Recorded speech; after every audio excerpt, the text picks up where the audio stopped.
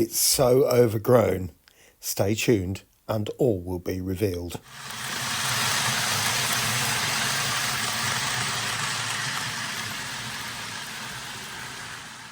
Well, good afternoon everyone and welcome back to Piccadilly. Now, as you saw in the last video, I managed to make this piece and I started putting these bars across, if you like. But you can also see now I've made the back piece and it's exactly the same as this on this side. I'm not going to show you now because I've got it all fixed in. But my next job, as you can appreciate, is to try and work out the track bed. And then I can put the supports underneath that. So to do that, I have used copy paper. And you literally just put it on, fold it up against the edges, mark with a pencil, cut it off. And if you cut off too much, stick a bit back on and keep going until you get the shape that you want. Yeah, it is all a bit floppy, but now I'm going to transfer that to some 1mm board and then we'll have another look to see if that's fine. And then I'll go for cutting out on the 2mm grey board. Right, welcome back. So you can see now I've glued both of these parts together and I've gone ahead and made the top surface. Now this is done, as I said in the last clip, via a paper template which you keep adding to or taking away, that type of thing. So obviously that will be glued there and glued at that end as well. Okay, now if I take you to the underside, you'll see the actual connections between the two parts is only via these 4 pieces. So what I do need to do is to create some kind of ridge going down that way and also across here, and then I can continue with these bars going across. It does need to be an awful lot more rigid than it is at the moment. This effectively is a tunnel for the main line going through Piccadilly Station, because this will sort of allow the trains to exit without anybody realising, if you like. So there it is so far then. We've got all the different parts all now sort of glued up, if you like. Let's see that side as well. So they're all done. And I've also gone ahead and put these cross braces in. I'm thinking actually I might not bother putting the piece across the bottom. I don't know at the moment. I might, but we'll just see how things go. I mean, that is quite rigid, to be honest. It's not a lot of flex in it. So it's probably just a case of just checking that everything fits properly. The trains pass through it properly.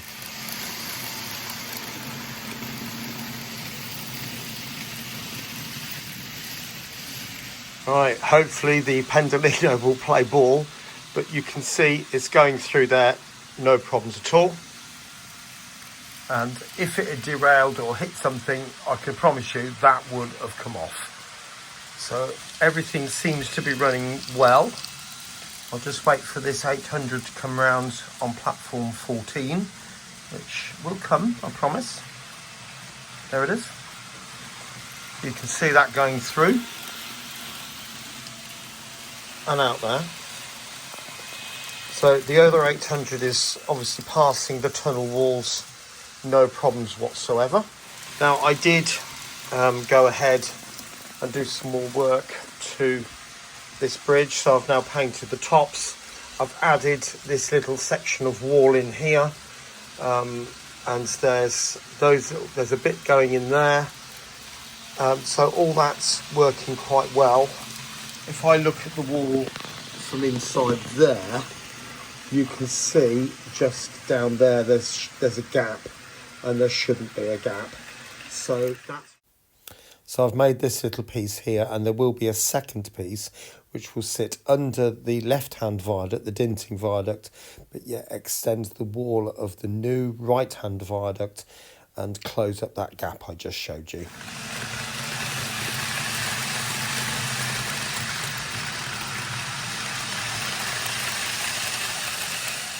Now let's start thinking about weathering the viaduct. So I've taken some black acrylic, literally just a drop, added some water and some matte varnish. And the idea would literally, like I do with the Null Oil, is literally just paint it down, kind of like that, and to let it go into all the cracks.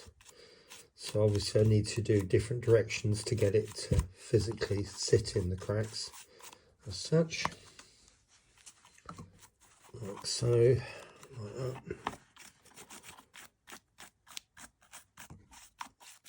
Now I'm kind of loosely basing it on Holbeck Viaduct in Leeds, as I've said before.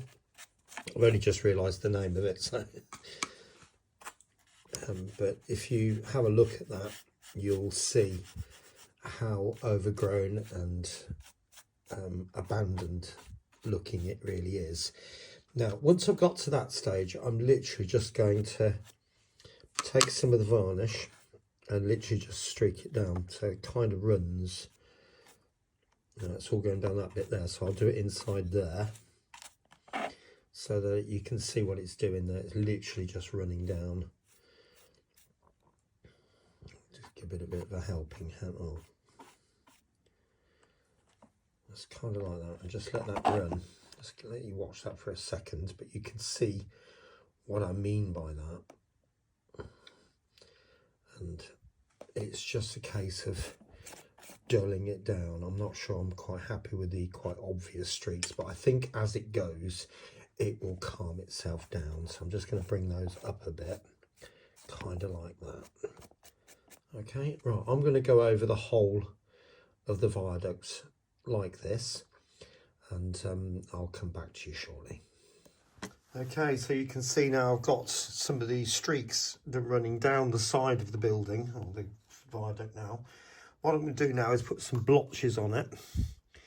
So this will look a bit drastic, but just bear with. It never ends up quite as dramatic as it first appears.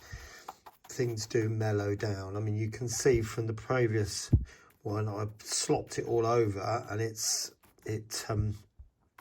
ended up going quite pale. Now, what I have been using just to help with the process is a heat gun.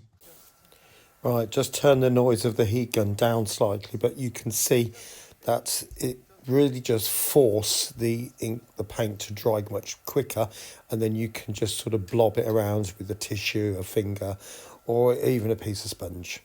There we are. Now, it does look an awful lot paler on the camera because there's a light shining all over it, but that is griming up quite nicely. So that just needs to dry. Some of these bits need to lose their ridgeness, if you like, because it's all seemingly resting on the ridges. So I'm just going to sort of blend that in a little bit.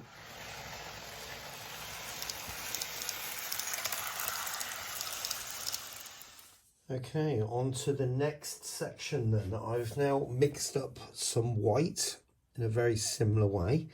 That does look a little bit speckly, doesn't it? But it'll do the job. Now, this is to start representing the salting. Now, on the pictures of Holbeck Viaduct that I've got, a lot of these areas here, that's a bit strong. I'll water that down in a bit. Just put it on for the moment. Sort of, kind of like that. It seems to be in the arch sections, and I will just put a little bit kind of there. I do want to dab that because that's going to be a bit strong. Just bear with me a second. Right, I've just picked up a cloth, and all I'm going to do is just give it a bit of a dab, because this isn't the final part for the salting. It's literally just a staining, a tiny little bit just at the top here. Again, I'm just going to slap it on and then wipe it off. I think that will be all right, that type of thing. And again, just a bit of a dab.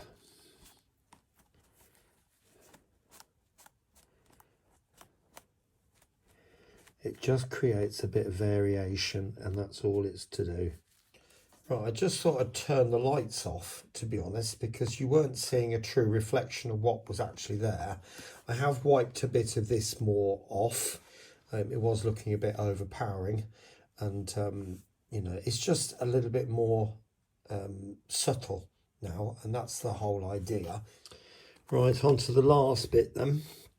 You can see I've put the tiniest little blob of white acrylic on here, and I'm literally just going to dry brush that out. So all I want is speckles. So it's still quite even that.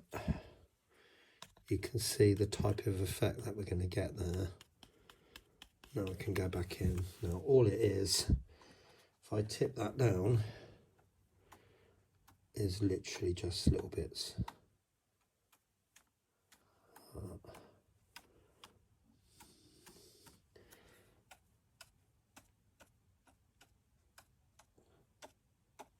Just tiny bits, kind of like that. I think that's all right. And then just little tiny bits, just tiny little wipes here, there and everywhere. I think we'll just add that little bit of extra interest. And I think those sorts of things do make a bit of a difference. And not mad, and this is quite a very dry brush, as you can see. There's hardly anything on it, just a few odd little bits here and there, and it does look quite dramatic on the camera. I can't lie, it does. But there we go, a little bit there, a little bit, just odd little bits of wiping. And there has been a couple of tiles come off. There's another one there, so just a little bit of sort of rain, little that type of thing. Okay, I think that looks all right, to be honest. I'll then put a bit more in there. But I think once that's on the layout, I think that will start to look the part.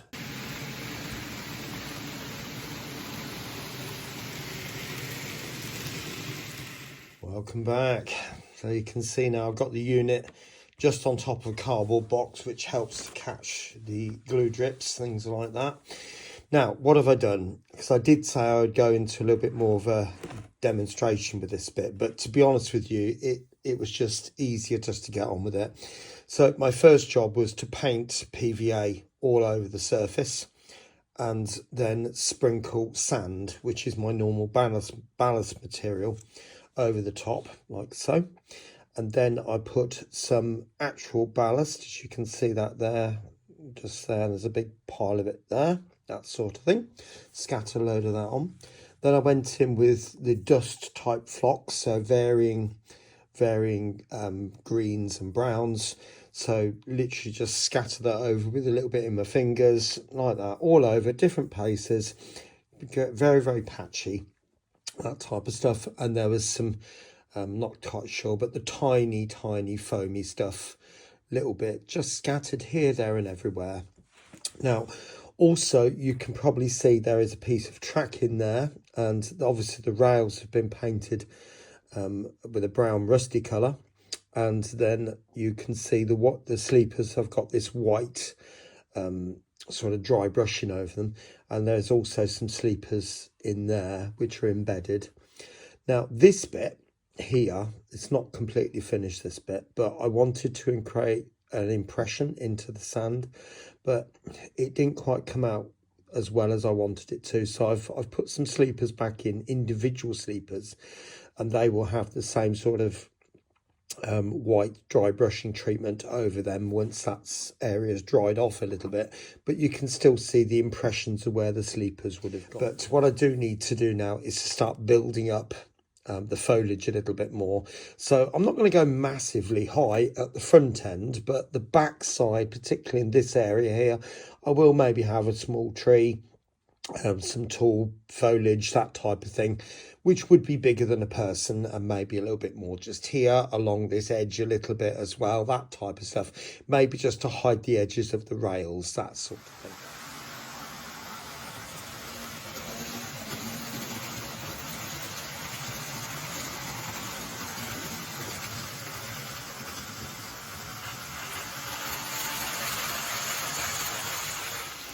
Well, there it is. So the viaduct, or the disused viaduct I should say, is about complete.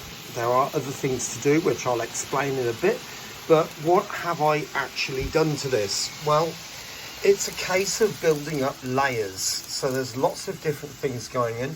So there's a whole selection of clump foliage, different colours.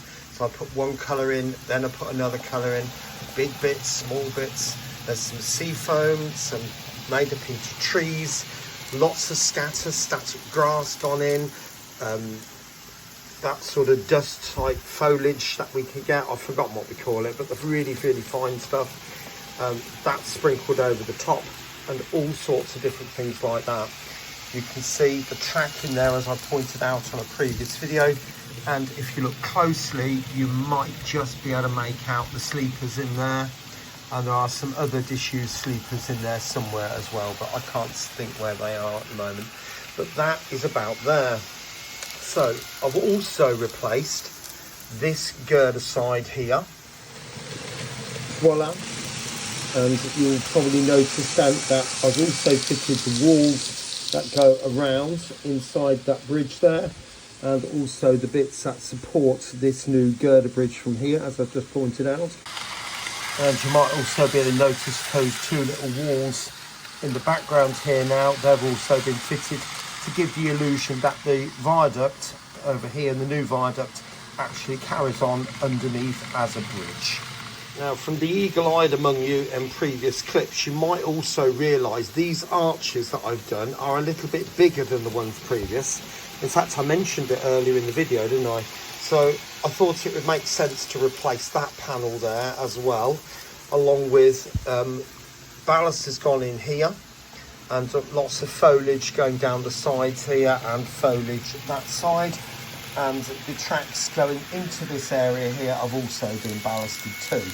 So there's no point in ballasting beyond this point because you're just simply not going to see it. What's next then? Well, I'm looking at that back seam there, and as I said to you previously, this is in a right old state. As you can see, it's nearly coming off, but it really does stand out like a sore thumb. We've got this green cloud in the background there, and that really doesn't look right. So I think a repaint is due for that.